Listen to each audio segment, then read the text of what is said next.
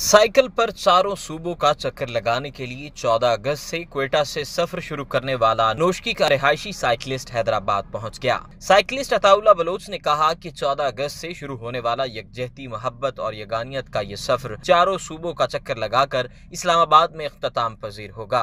मैंने क्वेटा से सफर शुरू किया, जहां जहां से गुजरा लोगों ने शानदार इस्तकबाल किया। मेरे सफर का बुनियादी मकसद मुल्क में भाईचारगी का फरोग है। वापडा hydro electric workers union CBA ने मेरे इस सफर में रहनुमाई, हौसला अफजाई और भरपूर ताउन किया, जिस पर मैं बहुत शुक्रगुजार हूँ। उन्होंने कहा कि ये साइकिल पर मेरा तीसरा मुल्क गिर सफर है। 1997 और 2002 में भी ये सफर कर चुका हूँ। उन्होंने बताया कि मेरी साइकिल बगैर हैंडल और बगैर ब्रेक की है, जिस पर मैं सफर करता हूँ, और ये अपनी नौइयत का अनोखा, मुनफरिद और वर्ल्ड रिकॉर्ड है। मेरी कोशिश है कि सफर के जरिए मुल्क के मेहनत कशों के लिए आवाज उठाऊं और मसाइल उजागर करूं।